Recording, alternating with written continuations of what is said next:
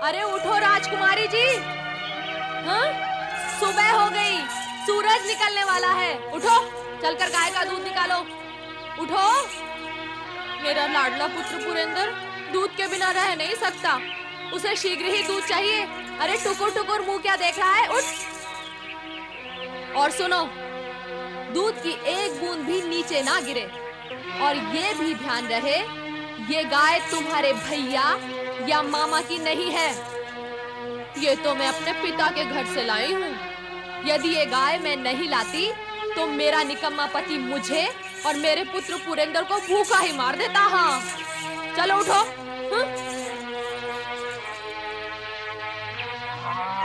अरे रे रे रे रे रे, कहा था ना एक बूंद दूध ना गिरे।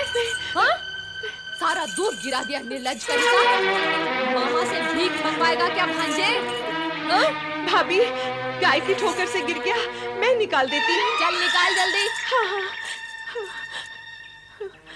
ले बेटा।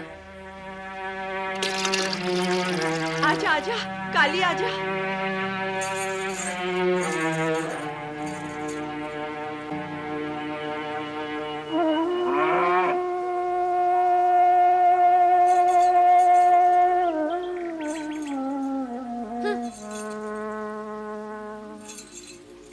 पी ले, जल्दी जल्दी पी।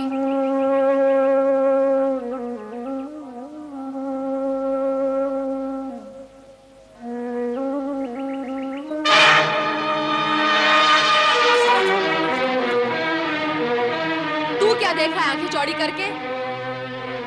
कुदृष्टि लगाएगा मेरे पुत्र को। हाँ, जा हट यहाँ से। गाय चराने लेकर जा। जा कह रही हूँ ना।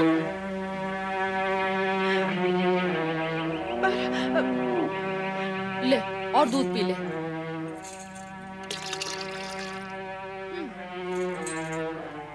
अब तू यहाँ खड़ी खड़ी क्या मुंह देख रही है महारानी? घर का कामकाज कौन करेगा? जा।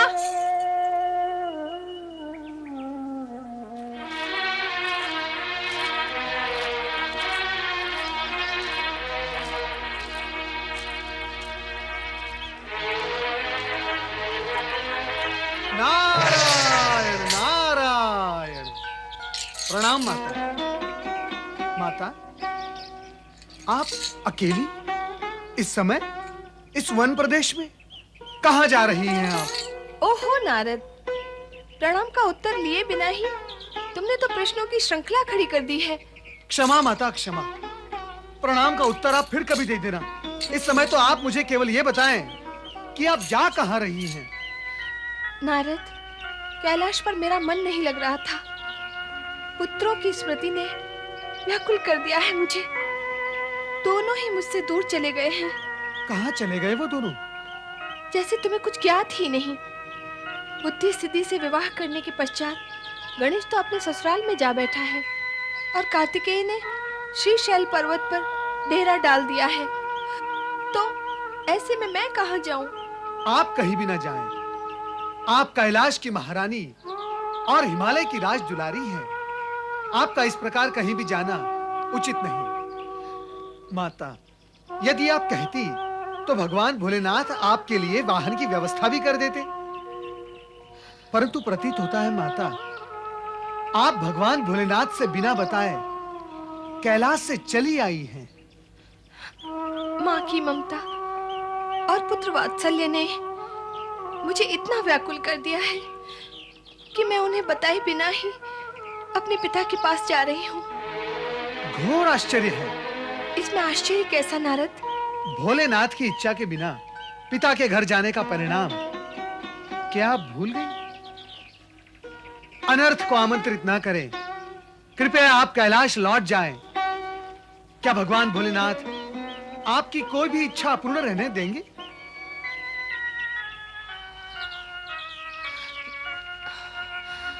हाँ, व्याकुलता ने मुझे कुछ अधिक ही अधीर कर दिया है। मेरा कैलाश लौट जाना ही उचित होगा।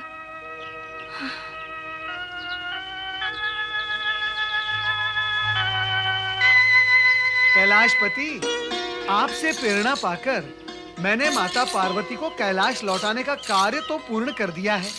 अब मैं स्वयं कैलाश नहीं आ सकता। यहीं से मेरा प्रणाम स्वीकार कर लो। ओम नमः शिवाय।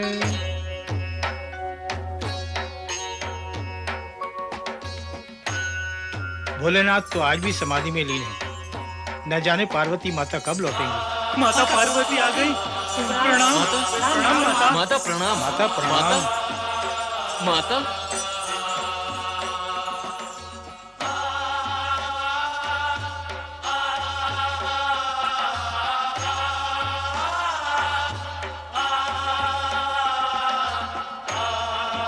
पति परमेश्वराय नमो नमः।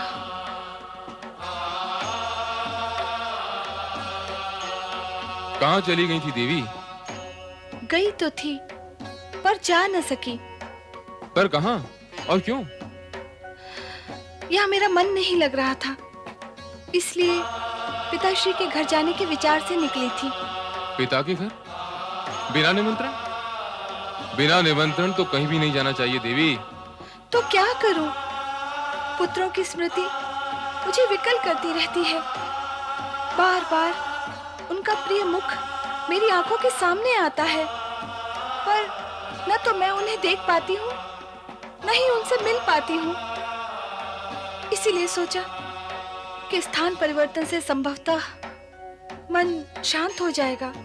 अवश्य हो जाएगा, चिंता ना करो। तुम्हारा पुत्र वियोग शीघ्र दूर होगा। एक ओर देवी पार्वती पुत्र वियोग में व्याकुल थी, तो दूसरी ओर एक मां अपने पुत्र के दुखों से चिंतित थी। सुख दुख विधि के विधान में लिखे हुए, जिसका ज्ञान केवल विधि की रचनाकार भोलेनाथ को ही है। देविका की चिंता और उसके पुत्र उपमन्यु के कष्टों का निवारण भी केवल भोलेनाथ के हाथों में ही है।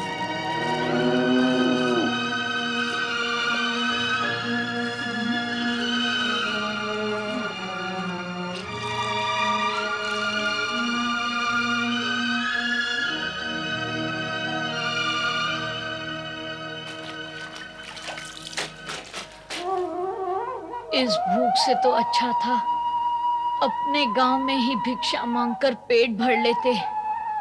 वहां अपमान था, वह तो यहाँ भी है।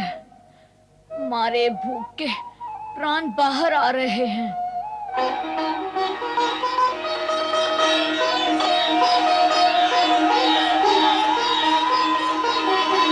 मन तो कहता है गाय का दूध पीकर ही अपनी भूख मिटा लूं।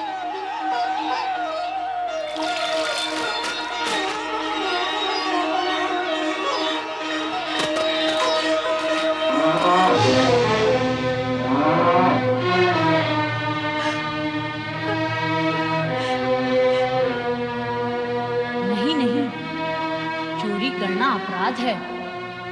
चोरी करने से तो भूखा रहना अच्छा है। माँ, माँ, उपमन्यु बेटा। माँ, इतना काम करके भी भूखा ही रहना पड़ता है, तो यह हम अपने गांव में भी कर सकते हैं। चलो माँ, अपने गांव लौट चलें। गांव बदलने से भाग्य तो नहीं बदल सकता है पुत्र। हमारे ये दुर्दिन भी समाप्त हो ही जाएंगे। भगवान पर विश्वास रख पुत्र।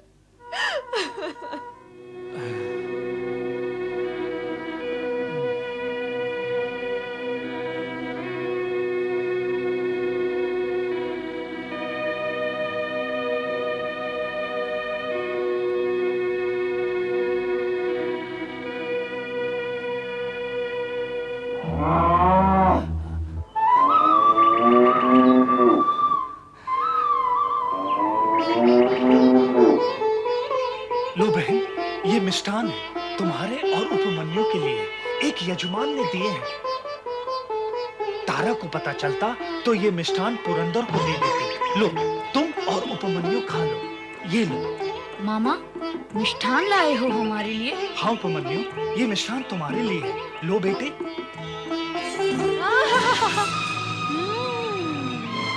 मिष्ठान, लड्डू। तुम्हें लाज नहीं आती? अपने पुत्र को मिष्ठान ना देकर पराये पुत्र को प्रसन्न कर रहे हो, हाँ? अरे कैसे पिता हो? धिक्कार है ऐसे पिता पर। उपमन्यु क्या पराया है? मेरी बहन का पुत्र क्या पराया है? भांजे पराये होते हैं क्या? ओहो, भांजे के मामा जग में पहले अपने पुत्र के लिए विचार करते हैं, भांजे के लिए नहीं। और ये दोनों माँ पुत्र, इन्हें तनिक भी लाज नहीं आती। जानती है, पुरंदर के खाए पिए बिना इस घर में कोई कुछ भी खाता पीता नहीं। फिर भी मीठा खाने के लिए न जाने कितने जन्मों से इन माँ पुत्रों की आत्मा व्याकुल थी कि इस मिष्ठान पर आंखें गड़ी हुई हैं। हाँ, आज इन्हें दंड स्वरूप भोजन ही नहीं मिलेगा। हाँ, समझे? चलो तुम अंदर, चलो, चल। माँ, हाँ बेटा, भाग्य का लेखा कोई नहीं मिटा सकता।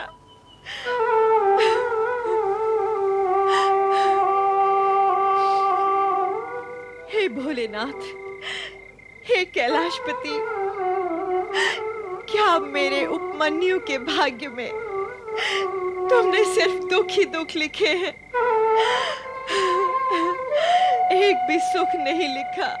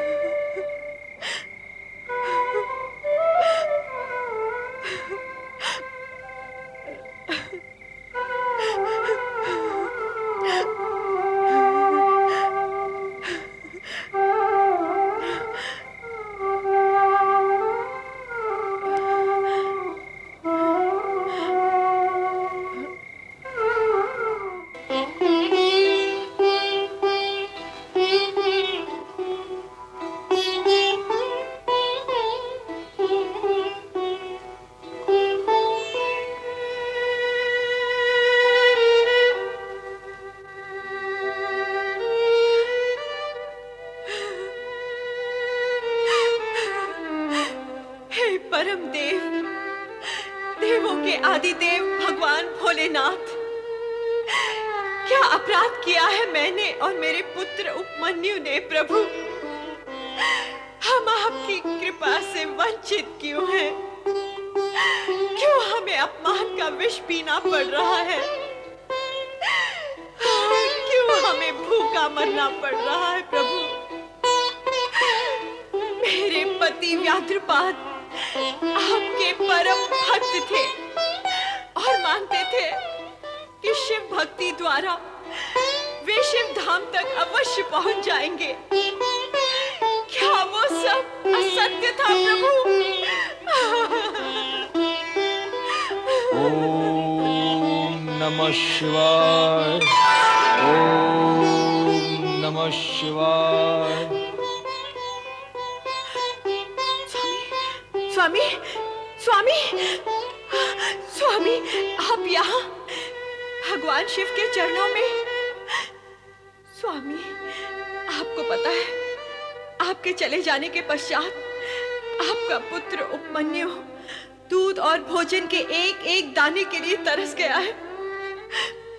मैं तो जैसे तैसे भूखी प्यासी रह लेती हूँ, पर उसका दुख मुझसे देखा नहीं जाता है स्वामी।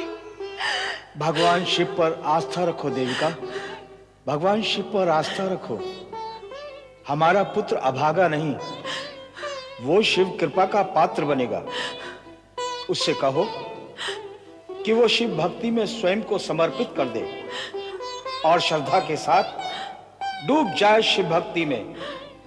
सब शुभ ही शुभ होगा, मंगल ही मंगल होगा। सब शुभ ही शुभ होगा, मंगल ही मंगल होगा। सब शुभ ही शुभ होगा, मंगल ही मंगल होगा।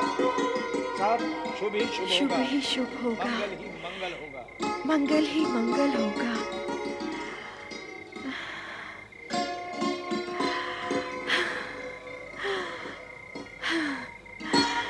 कैलाशपति की जय हो।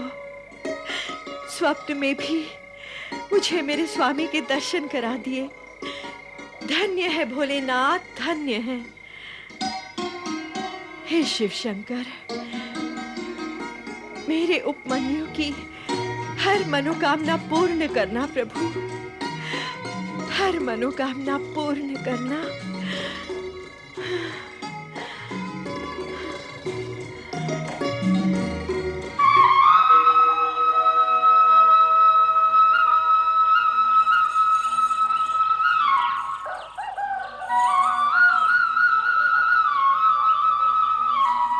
अरे अरे अरे अरे, ला मुझे दे।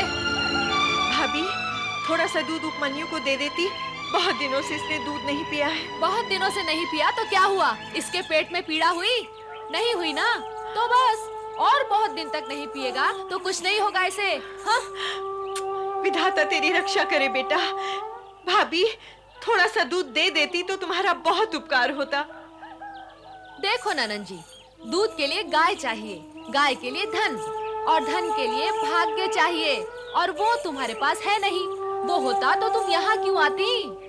अब तुम्हें समझ लेना चाहिए कि तुम्हारे भाग्य में दूध है ही नहीं। हाँ?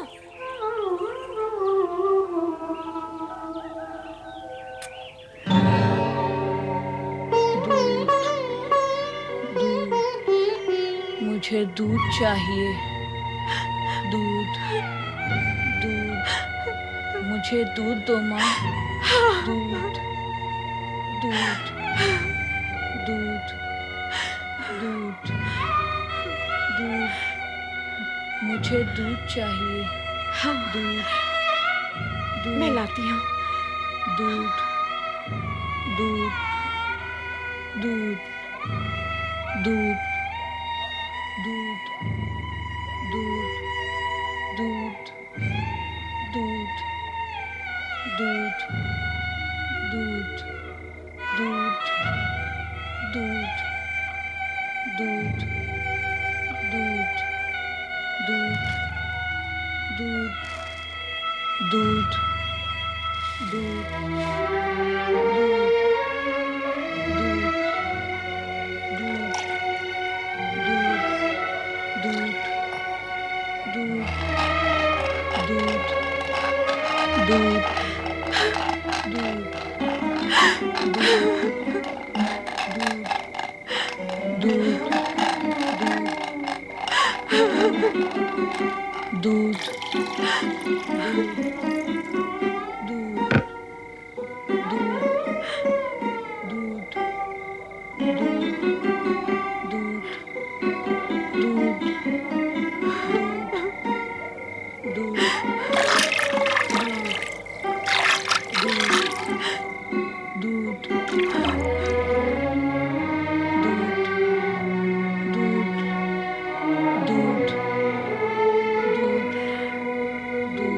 पुत्र उपमन्यु, उठ पुत्र।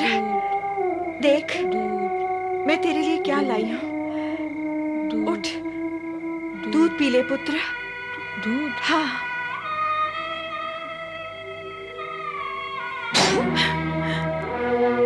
क्या दिया माँ? क्या दिया तुमने मुझे? यह दूध नहीं है। तुमने क्या किया मेरे साथ? क्यों किया ऐसा? बोलो, क्यों किया ऐसा?